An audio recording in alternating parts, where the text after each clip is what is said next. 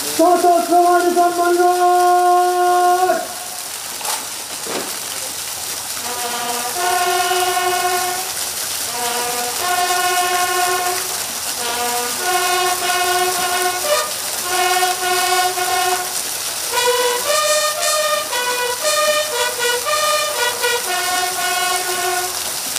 উপস্থিত সম্মানিত খেতাবপ্রাপ্ত বীর মুক্তিযোদ্ধা ও তাদের উত্তরাধিকারীগণ,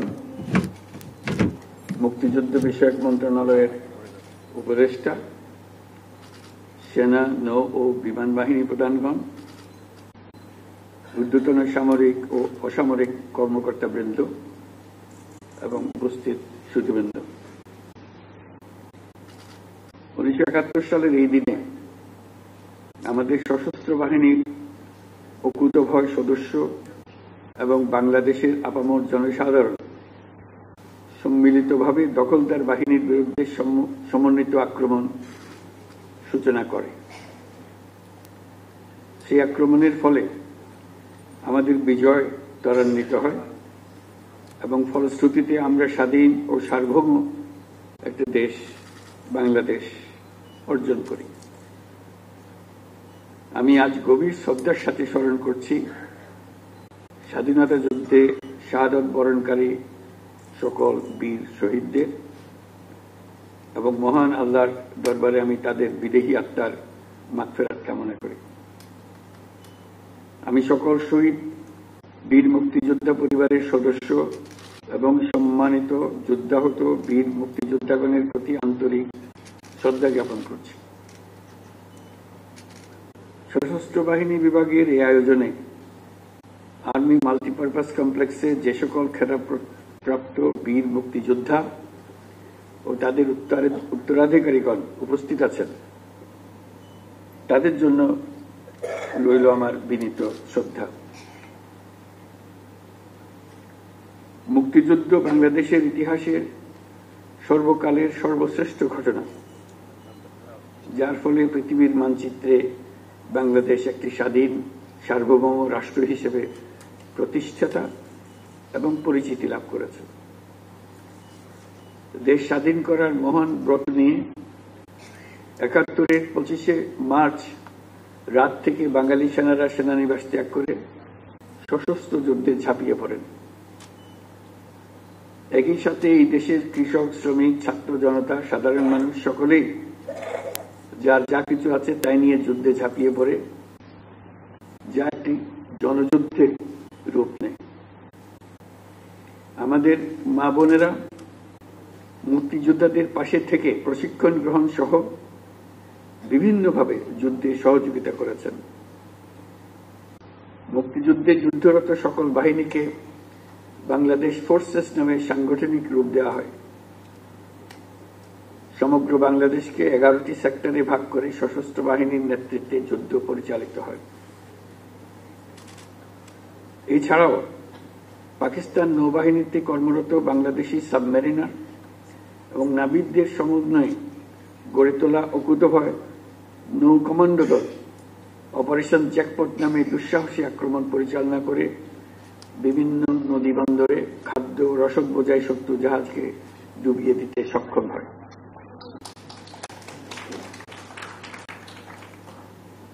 এছাড়াও বিমান বাহিনীর সদস্যগণের সমন্বয়ে গঠিত কিলো ফ্লাইট চট্টগ্রাম ও নারায়ণগঞ্জের জ্বালানি ডিপো সহ পাকিস্তানি হানাদার বাহিনীর গুরুত্বপূর্ণ স্থাপনায় সফল আক্রমণ পরিচালনা করে।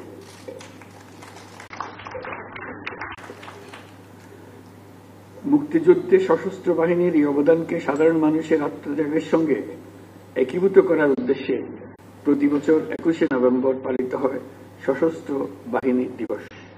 আজ সেই দিবস। মহান মুক্তিযুদ্ধে বীরত্বপূর্ণ অবদানের স্বীকৃতি স্বরূপ বীর মুক্তিযোদ্ধাদের কল্যাণে বিভিন্ন সুযোগ সুবিধা চলমান রয়েছে। সময়ের আবর্তে অধিকাংশ বীর মুক্তিযোদ্ধা আজ বয়সের ভারে ভারাক্রান্ত।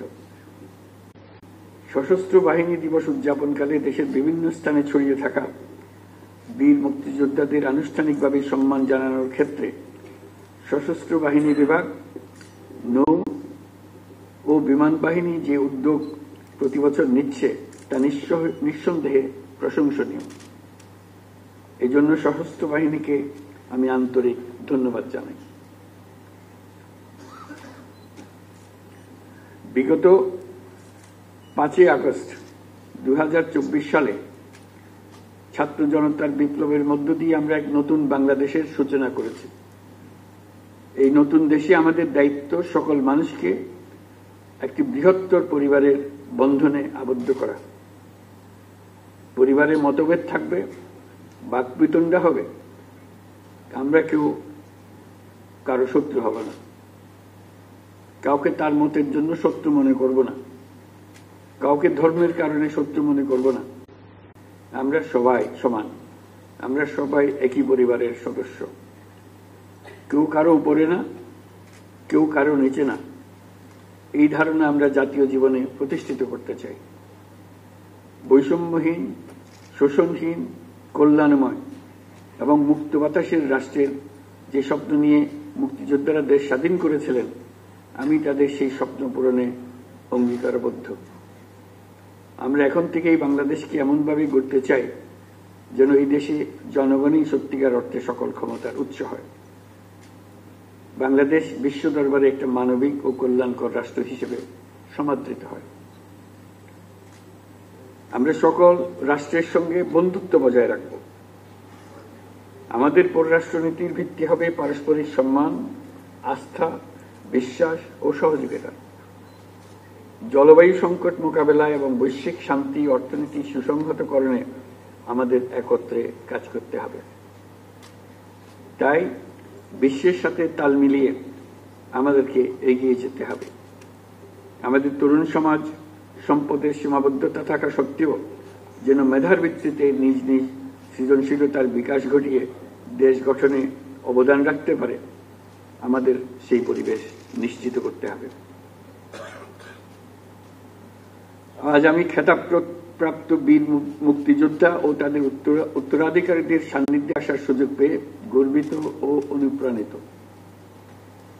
নতুন বাংলাদেশ গড়ার যে সুযোগ ছাত্র জনতার সাহস ও আত্মত্যাগের বিনিময়ে আমরা সম্প্রতি অর্জন করলাম, সেটাকে কাজে লাগিয়ে আমাদের সুন্দর ও সমৃদ্ধশালী ভবিষ্যৎ গড়তে হবে। বীর মুক্তিযোদ্ধা, শহীদ, আহত এবং জীবিত ছাত্র জনতার কাছে আমরা প্রতিজ্ঞাবদ্ধ থাকতে চাই। যে সুযোগ তারা আমাদেরকে দিয়েছে তার মাধ্যমে আমাদের দেশকে পৃথিবীর সামনে একটি দৃষ্টান্ত স্থাপনকারী দেশে পরিণত করতে আমরা শপথ নিয়েছি। অন্তর্বর্তীকালীন অন্তর্বর্তী সরকারের প্রধান উপদেষ্টা হিসেবে আমাদের বীর মুক্তিযোদ্ধা এবং তাদের উত্তরাধিকারীদের কল্যাণার্থে যা কিছু প্রয়োজন তা করার জন্য আমরা দৃঢ় প্রত্যয়ী এবং এই ধারা অব্যাহত থাকবে ইনশাআল্লাহ। আজ খেতাবপ্রাপ্ত বীর মুক্তিযোদ্ধা এবং তাদের উত্তরাধিকারীদের সম্মাননা প্রদানের সুযোগ তৈরি করে দেওয়ার জন্য আমি সশস্ত্র বিভাগ সহ সংশ্লিষ্ট সকলকে আন্তরিক ধন্যবাদ জানাচ্ছি। পরিশেষে আমি সকল বীর মুক্তিযোদ্ধা এবং তাদের পরিবারবর্গ সহ সমগ্র দেশবাসীর সুখ, শান্তি এবং সার্বিক মঙ্গল কামনা করে আমার বক্তব্য এখানে শেষ করছি।